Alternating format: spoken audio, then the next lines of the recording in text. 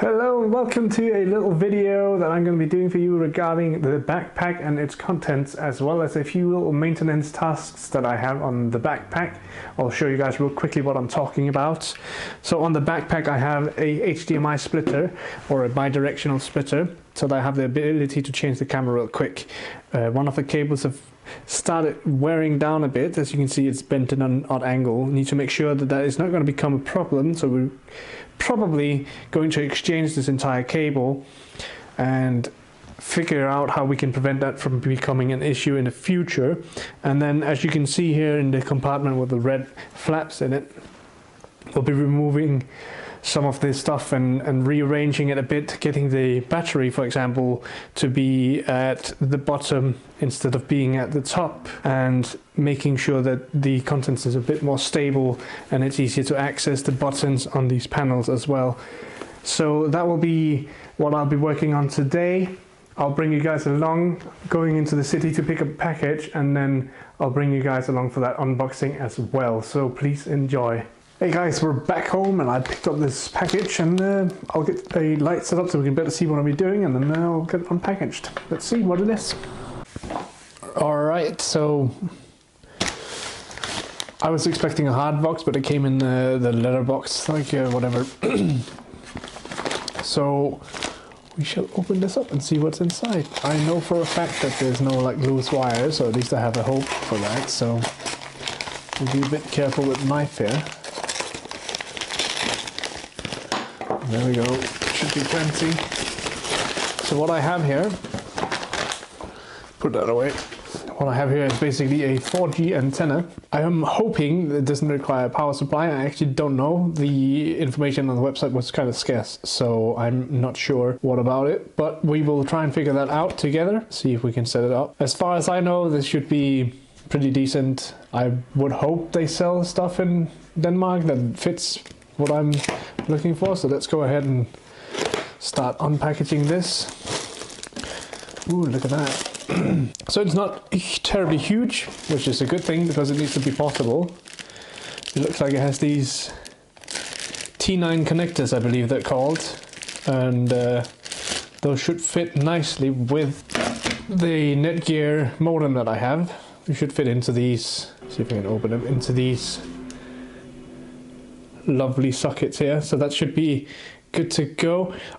It looks like there's two wires to it, so maybe there's a primary and a secondary. Maybe this will actually turn out to be really nice. Didn't see any instructions actually that it's flush. We don't need to screw it into anywhere. Oh, maybe we can just screw this off. Yeah, looks like it. Oh, that's easy. That even looks like actually looks like the screws that you have on the camera gear, but maybe they're not. I'm not entirely sure. Anyways, looks like there's no power supply, so this looks like it's a passive piece of equipment. And I guess the best way we have to test if this works or not is just to try and plug it in, see what happens. So yeah, as you can see, these tiny two things should hopefully fit into these sockets, and might even be able to fit both. That's a tight fit. That's good though, because then they don't fall out when we're walking about. Obviously here, where I have a really good signal, it doesn't really matter too much, but yeah, this is probably what it would end up looking like. And I have the Ethernet cable going into the modem normally. So just lying in a backpack, it would be like that, and then this would probably be tucked into the front of the backpack or the back of the backpack. I don't know how you would. I can show you later when we install this. But yeah, I'm kind of hopeful that this will help. It's basically just an antenna, right? So what can go wrong? I'll try and turn on the Netgear and see what happens. So normally what you would do is you would place this in the window or somewhere where you would actually get a better signal than if you were sitting inside. We'll just be using it for bit of a different purpose, where we'll be using it as a bigger surface to catch signals rather than just this square. And this would even be able to, looking at it, might be able to like mount it onto something. So if we're standing in a place where we're like, oh, maybe we can get better signal by like raising our hands into the air, you know, that kind of thing, then this might actually work. It does look like there's the possibility of a different mount here as well. So actually, before I do way too much, let me see what I can get a like speed test with and without antenna, and we'll take it from there. So here we go, speed test without the antenna. Let's see what we can get up to. This results may vary. So we're about 49 download. That's not bad.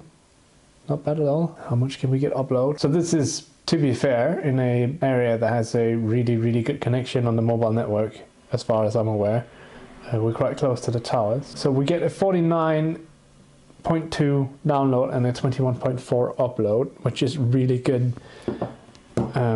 What I normally aim for when we're out about streaming is I would like to be at 4000, so that would be a 4 megabit upload. So that's what I'm aiming for when possible. I'm not sure if we're going to be able to see any difference whatsoever. It would probably be much more visible in an area where we don't really have any issues. We might even have a drop in speed here. So let's try that again. We'll press go and see what we have with the antenna. So we're up to 50, we're dropping back down. Speed tests are great, but they're also, you never know, because it's a burst of traffic rather than constant traffic, and there's a huge difference. So yeah, with the antenna attached, we have a 49.1 and a 28.4, and I've already forgotten what the one, can I see my history here? So we're talking about a higher upload, actually quite a bit higher of an upload. So that's really good because that's the only factor I actually care about. So we have a 21.4 upload with the previous test without the antenna, and with the antenna we actually gained 7 megabit, and I did one just before as well, just to make sure everything was working, and we got 27.8 on that. So if we're averaging an increase of that magnitude everywhere, then that is really huge. And power, is it going to cost me more power to run this? Probably. Is it a problem? I have the 50,000 milliamp battery that we can plug it into, so I don't see the biggest problem with that. But yeah, that kind of does it for now with this. I'll bring you guys back as we start tearing down the backpack and probably do a time lapse or something of that, or speed up the video so it doesn't take the entire day. But yeah, so far so good. This looks really promising for what I have planned.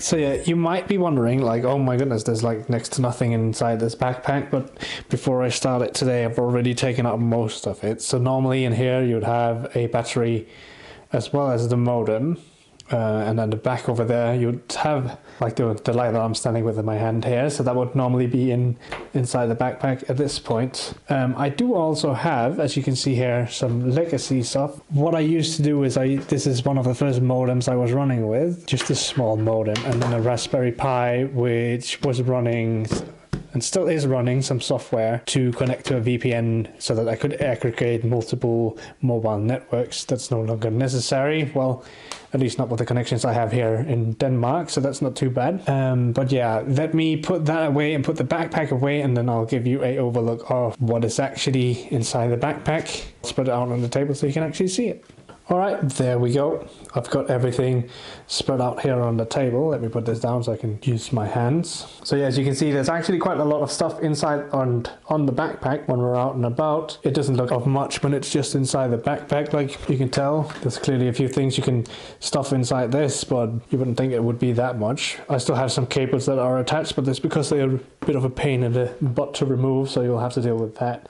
Those cables are actually just an HDMI cable as well. It's the HDMI cable to the camera that I'm standing with, as well as the charging cable to the camera. Instead of me rambling, let's go over the things we have in the backpack, and yeah, I'll give you guys a quick little tour, and then I'll remove it from the table so we don't have to deal with everything at once. So I'll just start off. I do carry around a bit of a tripod just because it's nice and compact, it's not super heavy, and it lets me put up the backpack. I can put it on the hook that you see down under, and this will hold it quite nicely. The backpack can be quite heavy sometimes, but this is sturdy enough to hold it, even though it is not rated for the amount of weight. It's a really nice tripod.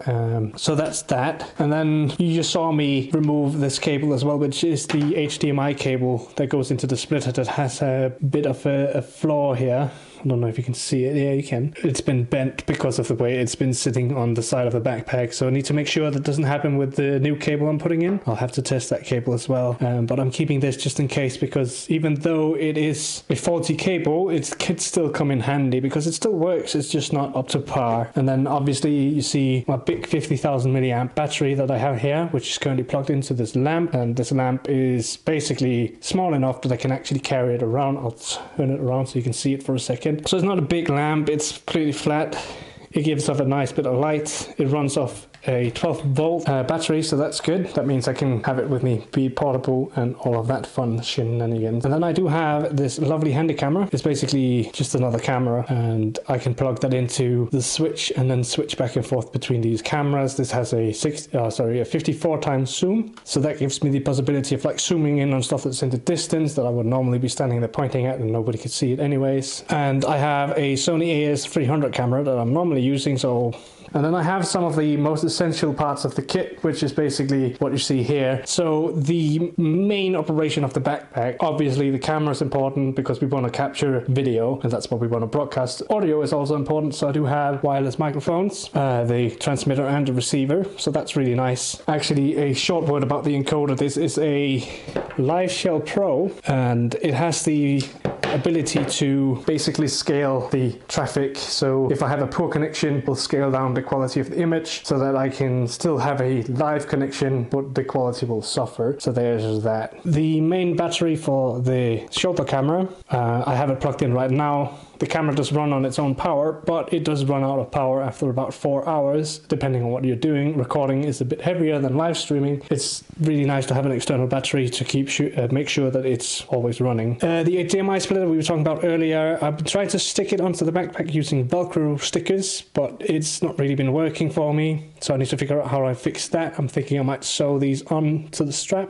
so that they don't fall off. As you can see, all of them are still sticking here, so it's really good Velcro. The glue is not that good. Then I have a extra battery for the encoder. The encoder itself does have a battery. So this thing, the silver box, has a battery built in, which is really nice. But in order to run for a long amount of time, I have this battery as well with a bit of a padding block glued to the side of it, just because there are buttons on the side of this. I don't know how well you can see that, but there are these buttons, and you can lock these buttons, that's all well, but you also want to make sure that they don't accidentally rub up against each other and scratch the display as well. So that's a bit of that. And the most important part of the kit as it is right now is actually the modem. The modem here is a Netgear Nighthawk M1, and I found this to be a really good piece of kit just because it allows me to get a really high connection speed in places where I normally wouldn't have a connection, because it supports a wide variety of bands and it supports aggregating bands as well. That gives me some really nice networking out in the field, and with this box we picked up today, or this antenna we picked up today, I'm certain we can have a lot more fun with that. I have a Bluetooth speaker just because, why not, and then obviously cables to connect all of the gear. The Nighthawk I am actually running plugged into the encoder using an Ethernet cable. The Ethernet cable is still in the backpack. I found that running on the Wi-Fi to the encoder was quite unstable, so there is a bit of fiddling with that. It could be a very cheap Wi-Fi dongle, I don't know, but I found that plugging it in with the Ethernet has helped me quite a lot. Basically went from an unstable 2.5K to a pretty stable 4K connection just by making that change, so that was huge. And then I have a strap for the camera, which I strap it onto the strap of the backpack. It has a bit of a adjustable angle for the camera and everything, so we can get some mostly level camera angles. I am probably the king of tilted camera angles, but we're working on that. Like I was talking about putting this at the bottom, I'm probably going to put some Velcro stickers in this because then it can stick to the bottom. I don't have to worry about it like sliding around too much. That's going to be a huge help. And I'm probably going to do the same thing with this one. Put both of the female and the male Velcro stickers on it so it can stick to the battery so they don't slide on each other and make scratches. I'll set up the camera and probably give you guys a bit of a sped up video for that as well. And yeah.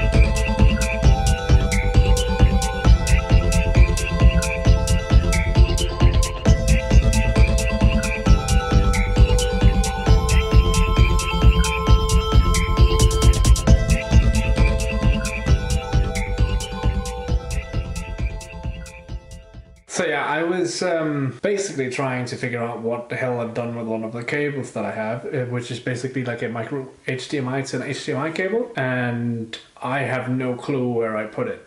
So I'm missing that. And then I was also thinking that maybe instead of having the modem at the top of the backpack like I had before, I would put it just next to the encoder. But I'm just wondering, because the panel of this is detachable, so that's cool, but it also means that I would have an encoder just in contact with something on both sides, which would possibly make it very warm, and I do not want that. So I think I might be sticking with the other way around, just because I want to make sure that there's at least a little bit of airflow in the backpack. But yeah, we shall see.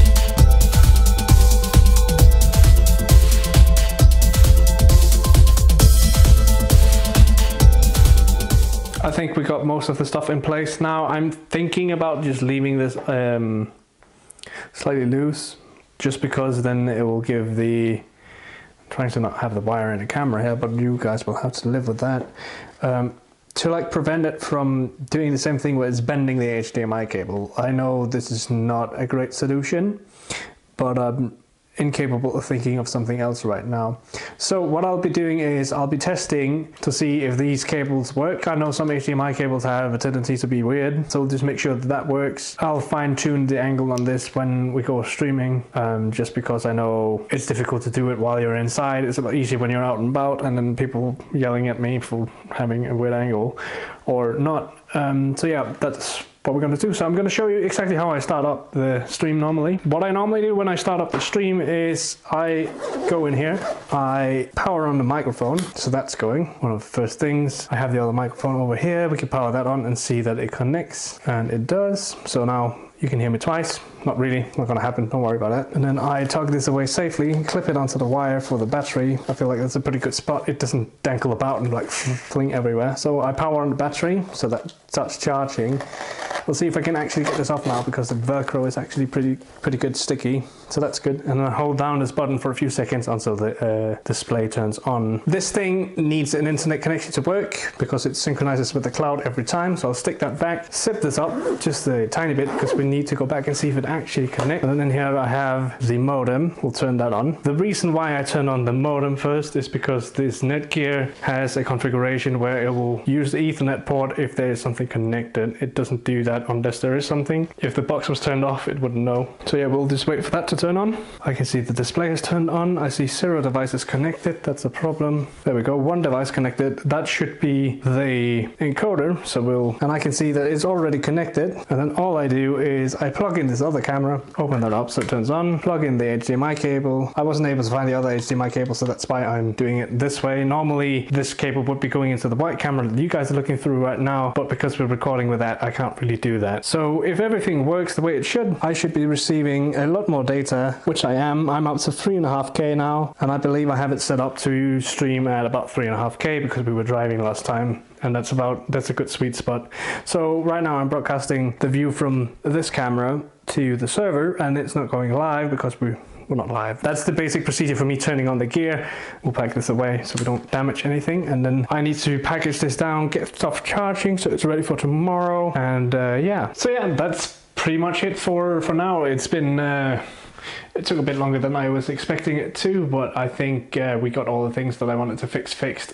I need to figure out where the hell I put that cable, but I have a strange feeling that it might be in the car, probably fell down under the seat or something, I'm not quite sure. So yeah, thank you guys very much for watching. Please hit the subscribe button if you want to see more stuff like this. Obviously we're going to be out and about and doing stuff outside instead. You'll probably see highlights from the stream as well as more drone footage. That is pretty much it for me, and I'll see you guys around.